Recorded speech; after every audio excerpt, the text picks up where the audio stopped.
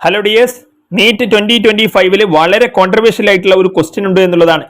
അതായത് രണ്ട് ഓപ്ഷൻസ് അതിനകത്ത് ആൻസറായി വരുന്നുണ്ട്.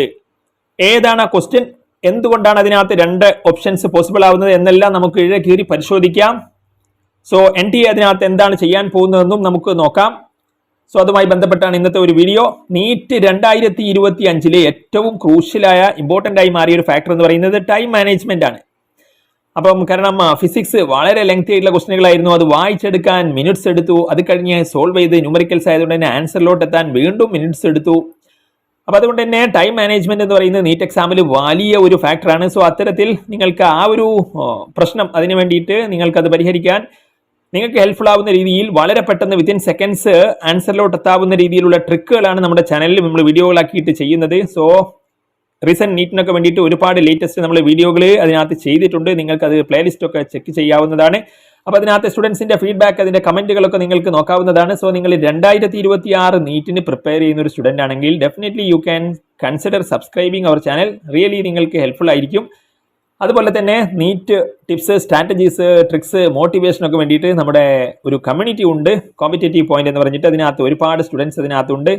അപ്പം നിങ്ങൾക്കും അതിനകത്ത് ജോയിൻ ചെയ്യാവുന്നതാണ്. അതിന്റെ ലിങ്ക് ഞാൻ കമന്റ് ബോക്സിൽ പിൻ ചെയ്യാം. അപ്പോൾ നിങ്ങളുടെ നമ്പർ കാര്യങ്ങളൊന്നും മറ്റ് മെമ്പേഴ്സിന് വിസിബിൾ ആവാത്ത രീതിയിലാണ് കമ്മ്യൂണിറ്റി സെറ്റിംഗ്സ്. അപ്പം നീറ്റ് എന്ന് പറഞ്ഞാൽ 1 ഇയർ ജേണിയാണ്. അപ്പോൾ അതുകൊണ്ട് തന്നെ ആ ഒരു മോട്ടിവേഷനോട് കൂടിയിട്ടൊക്കെ നമുക്ക് പഠിക്കാൻ വേണ്ടിയിട്ട് നിങ്ങൾക്ക് അതിനകത്ത് ജോയിൻ ചെയ്യാന്നേ. അപ്പം നമ്മൾ ആ ഒരു ക്വസ്റ്റ്യനിലോട്ട് പോകുമ്പം ഇതാണ് ആ ഒരു question. Neoplastic characteristics of cells refers to എന്ന് പറഞ്ഞിട്ട് a mass of proliferating cells. അപ്പോൾ അതിനകത്ത് ഇവിടെ 2 A വേണ്ട. ഓക്കെ. അപ്പം rapid growth of cells, inversion and damage to the surrounding tissue, അതൊക്കെ ആയിരിക്കും. അപ്പോൾ നിങ്ങൾ എന്ത് ചെയ്യുക, മനസ്സിലാക്കിയിട്ട് ഇതിനകത്ത് ABC ഓൺലി ആയിരിക്കും നിങ്ങൾ ആൻസർ ചെയ്തിട്ടുണ്ടാവുക. പക്ഷേ നിങ്ങൾ ഒതന്റിക് പത്തോളജി ടെക്സ്റ്റ് ബുക്കിൽ പോയി നോക്കിക്കഴിഞ്ഞാൽ, കാരണം ഇതിനകത്ത് ഫാക്റ്റ് ആണല്ലോ നമ്മൾ ക്വസ്റ്റ്യൻ്റെ ആൻസർ ആയി വരേണ്ടത്. അപ്പം അതിനകത്ത് പറയുന്ന കാര്യമാണ് ബിനൈൻ നിയോപ്ലാസ്റ്റിക് സെൽസ് എന്ന് പറഞ്ഞാൽ അതിനകത്ത് ബിനൈൻ സെൽസും ഉണ്ട്, മാലിഗ്നന്റ് സെൽസും ഉണ്ട്. അപ്പോൾ നിയോപ്ലാസ്റ്റിക് സെൽസ് എന്ന് പറഞ്ഞാൽ അതിനകത്ത് ബിനൈൻ സെൽസും ഉണ്ട്, മാലിഗ്നന്റ് സെൽസും ഉണ്ട്. അപ്പോൾ ബിനൈൻ നിയോപ്ലാസ്റ്റിക് സെൽസ് ആണെങ്കിൽ കൺഫൈൻ ടു ഒറിജിനൽ ലൊക്കേഷൻ ആണ്. മാലിഗ്നന്റ് നിയോപ്ലാസ്റ്റിക് സെൽസ് ആണെങ്കിൽ inversion and damage to surrounding tissues ആണ്. അപ്പോൾ ഇവിടെ ഇതിനകത്ത് ക്വസ്റ്റ്യനിൽ ബിനൈൻ എന്നോ മാലിഗ്നന്റ് എന്നോ പറഞ്ഞിട്ടില്ല. അപ്പം അതുകൊണ്ട് തന്നെ ഇത് എന്താവാം, ഇതും ആകാം, ഇതും ആകാം. സോ ABD എന്ന് പറയുന്ന ഒരു ഓപ്ഷനും ഇവിടെ വരുന്നുണ്ട്.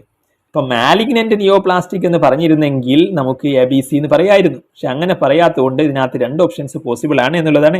അങ്ങനെ 2 ഓപ്ഷൻസ് ഇതിനകത്ത് പോസിബിൾ ആവുകയാണെങ്കിൽ what will happen to the question, ഇതിനകത്ത് 2നും മാർക്ക് കൊടുക്കുമോ അതോ ഡിലീറ്റ് ചെയ്യപ്പെടുമോ എന്നെല്ലാം നമുക്ക് കാത്തിരുന്ന് കാണേണ്ടി വരും. എന്തായാലും ഇതിനകത്ത് എന്തായാലും ഒഫീഷ്യൽ ആൻസർ വരുന്നത്, അതുപോലെ ഇതുമായി ബന്ധപ്പെട്ട കാര്യങ്ങളൊക്കെ എന്താണ് ഇനി നമുക്ക് നോക്കാം എന്തായാലും. അപ്പം that's all. Thanks for watching.